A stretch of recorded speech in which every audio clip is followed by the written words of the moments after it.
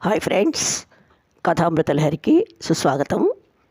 ఈరోజు నిష్ఠుర ప్రేమ ధారావాహిక 10th part వినిపించబోతున్నాను.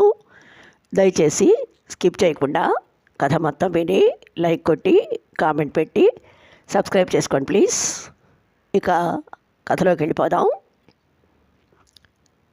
అరగంట క్రితం క్యూలో నిలబడ్డ వెంకీ వాళ్ళ అకరాక్షసి భుజాన హ్యాండ్ బ్యాగ్ తగిలించుకొని సీరియస్ లుక్తో ఇటే రావడం చూసి అతగాడికి పంచప్రాణాలు రివ్వున ఎటో ఎగిరిపోతున్న ఫీలింగ్.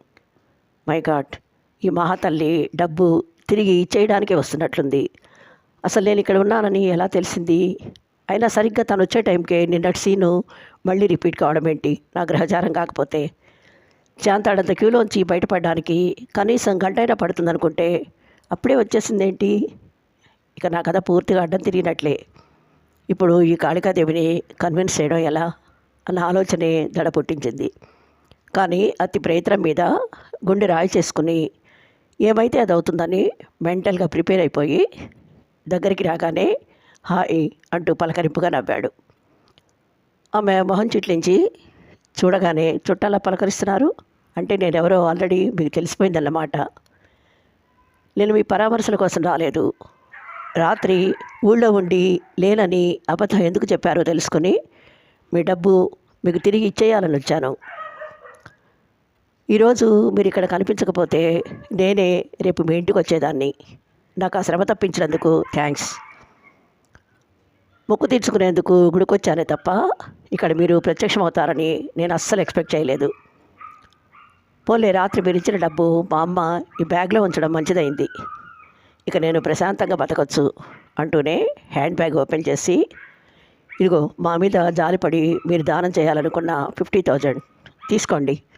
దయచేసి ఇంకెప్పుడు మా జోలికి రాకండి అనేసి నోట్ల కట్ట చేతిలో పెట్టి విసురుగా వెనుతిరిగింది. విజయ్కి ఆమెని వెనక్కి పిలిచి విమల ఆంటీ తన తల్లికి ఎంతో ఆత్మీయురాలు కాబట్టే సాయం చేయాలనుకున్నానే తప్ప వేరే ఎలాంటి దురుద్దేశం లేదని నచ్చజెప్పాలని ఎంతగానో అనిపించింది. కానీ కంగారులో రాత్రంతా కష్టపడి వేసుకున్న రిహార్సల్లో నుంచి ఒక్క డైలాగు గుర్తు రాకపోవడంతో కొద్ది క్షణాల పాటు గొంతు పెగల్లేదు.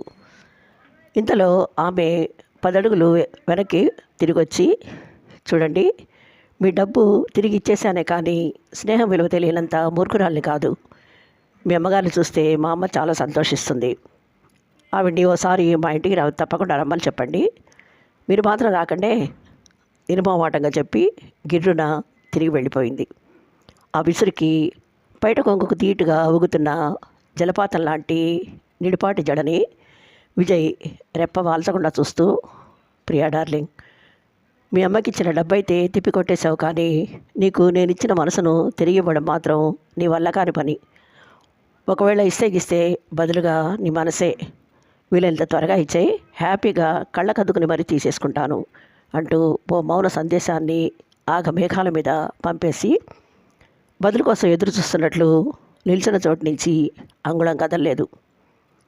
అలా ఎంతసేపు నిలబడ్డాడో వెనక నుంచి ప్రీతి, బావా ఆ అమ్మాయి వెళ్ళి గంట అయింది, ఇకనైనా ఈ లోకంలోకి వచ్చాయి అని భుజం తట్టి పిలిచాక కానీ ఆ ట్రాన్స్లోంచి బయటపడలేదు. ఎవరు బావా 1000 వాలి?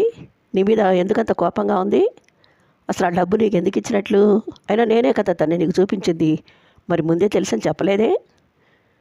గుచ్చి చూస్తున్న మరదలి యక్ష ప్రశ్నలకు జవాబుగా విజయ్, చెప్పేందుకు ఏం లేదు. నిన్న మా ఫ్రెండ్ కలవడానికి వెళ్ళినప్పుడు ఓ 50,000 కావాలంటే వాడికి సెల్ఫ్ రెస్పెక్ట్ చెల్లెలు దాన్ని తెలియక ఇచ్చాను.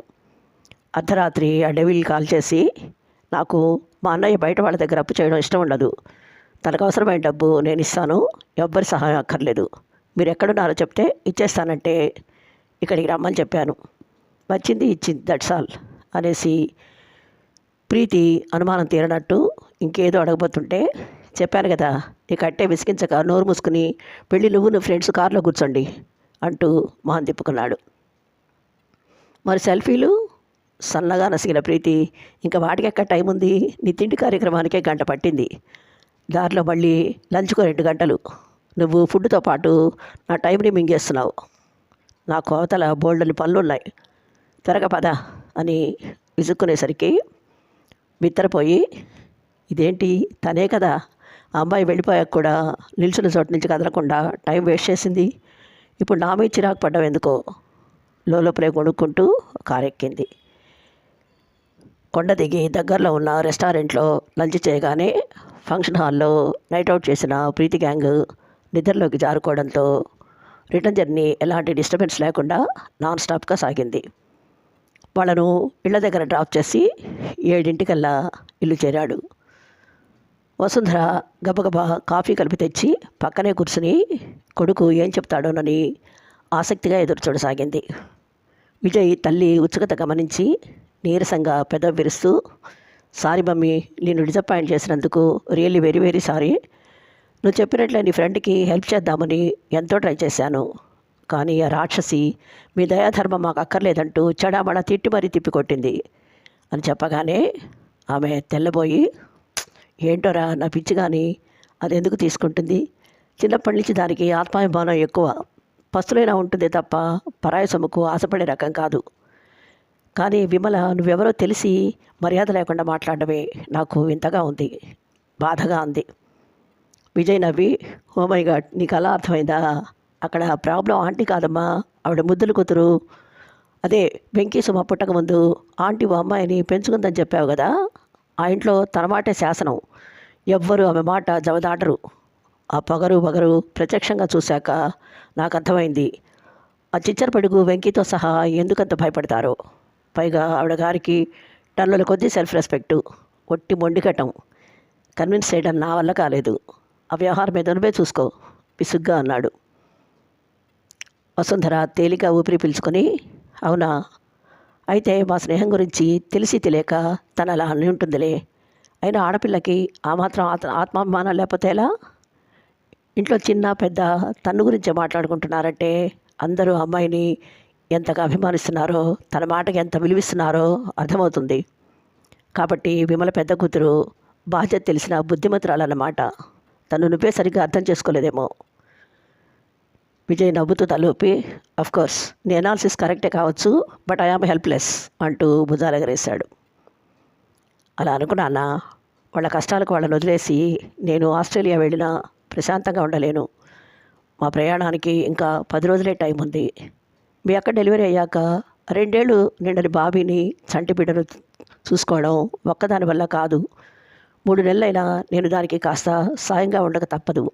అందుకే వెళ్ళేలోగా దానికి చేతనైన సాయం చేయాలనే నిన్నింత హడావుడి పెట్టాను. కానీ అనుకున్న జరగలేదు. మరి ఇప్పుడు ఎలా? నువ్వే ఏదో ఒకటి చెయ్యాలి. నా తండ్రి కదూ, జాలిగా బ్రతిమాలింది వసుంధర. విజయ్ తేలిగ్గా నవ్వేసి, సరదాగా అన్నానులేమ్మా, ఆ ఫైర్ బ్రాండ్ని అంత తేలిగ్గా వదిలిపెట్టను.